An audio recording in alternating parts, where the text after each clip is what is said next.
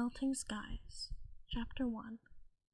She felt a bump as her mother shifted impatiently, the smell of milk fading as she rolled over and interrupting the puppy mid-suckle. The fur that glided against her was rough like the unclean straw that surrounded them. As the small puppy tipped her head upwards, she could smell two other wolves present with her mom. A small breeze glided against her nose and sent the quivering puppy straight back into her mom's fur. "What's taking so long?" She heard a brash voice comment while the warm body next to her vibrated. That must have been the voice of her mother. It was the first time she had heard a voice, or anything. Her mother's tone sounded so hasty and short-tempered. She hoped she was just in a bad mood. "Calm down. It'll happen when it happens." The slightly higher-pitched voice chimed in, making the pup relax slightly. "Hersha, you don't understand. I can't be cooped up in here another moment. The sooner I can prove she can be independent of me, the sooner I can get out of here." The mother's voice grew louder as the puppy covered her ears. "Don't shout, Noxima. You're scaring her. Plus, I don't really approve of your tactics. Pawning her off on me so you can get back to hunting? Is that really what a mother should do?" The puppy eased out of her quivering once again as the sweet, higher-pitched, soothing voice returned. Noxima must be the name of her mother, she realized, and Hersha must be the light voice next to her. "I wasn't meant to be a mother. Cohen forced me into this situation. The only thing I'm happy about with this pup is that she'll be given my genes of perfect hunting and tracking." Noxima's voice grew hoarse as her flanks heaved against the small body, running out of breath from the long argument. "I just don't know why she's taking so long." "Here, let me try something." The third voice finally spoke, a calm, deep, and gentle voice.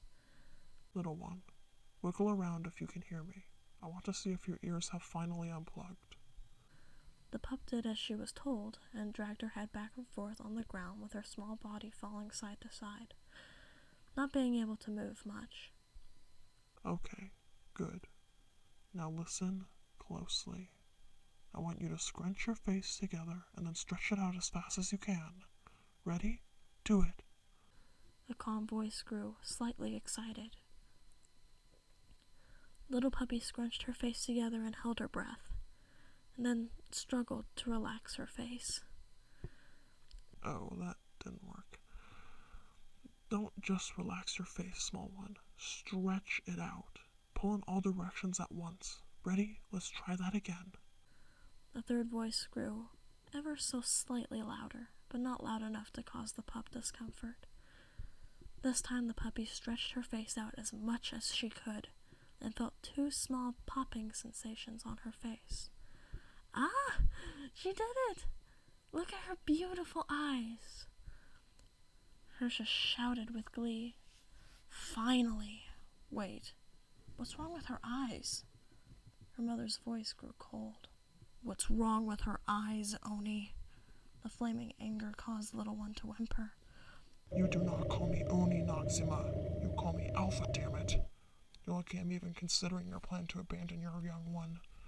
Only because hunting has become more challenging. But trust me when I say I'll gladly show you your place if you decide to speak to me like that again." The little one in question buried her face in the paws at the loud shouting and growling, and could feel something closing on her face as she did so. She couldn't seem to understand why her mother was so upset. What was she doing wrong? "Oh no. It appears as if she's blind. Look at her pupils," Hersha stated in a slightly worried murmur. "Where?" The puppy squeaked as she was roughly picked up by who she assumed was her mom, telling from the strong scent that filled her nose, and then dropped her on the ground, forcing her face to expand with shock and fear.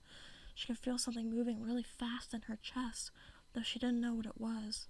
It was making it hard for her to breathe.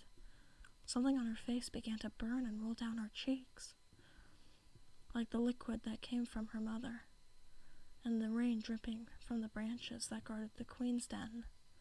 "Noxima!" came Hirsch's startled cry. Why did you do that? She's crying. Look at her eyes. She really is blind.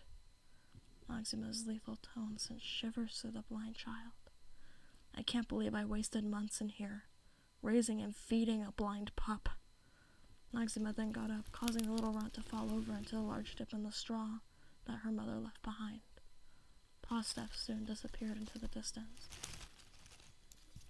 Noxima, you can't just leave. You haven't even named her yet. The voice of Hirscha called after her. Name her Minnow, the distant voice called back. That'll all she'll be able to catch, if that. The newly named Minnow felt a paw gently scoop her toward the swollen belly fur of another wolf. Are you really going to just let her walk away, Alpha? Minnow felt the belly quiver with the whimper that came from Hirscha. I'm sorry. It really isn't my place to judge what a mother does with her pup. You can look after her if you like, but I'm sorry. We can't afford another day without Noxima's hunting. The pack is growing desperate for a decent meal. Plus, you're expecting your pups any day now, right?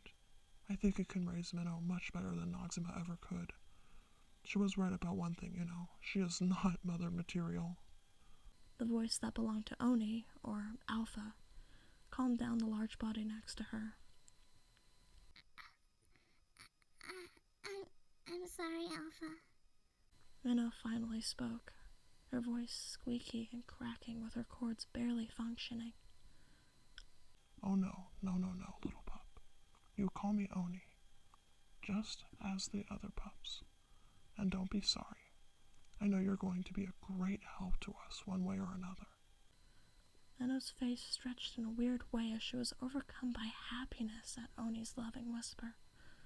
She then heard him slowly walk out of the den. Don't worry. I'm going to be your mama now, and I'm going to do a much better job than your other mama. A gentle whisper came as Minnow felt something warm and wet get dragged along her fur. It was comforting as the small pup began to fall asleep in Hirscha's nest. I know your brothers and sisters are going to love you just as much as I do. Hirscha nuzzled the small shape as Minnow closed her eyes, her breathing becoming deep and slow.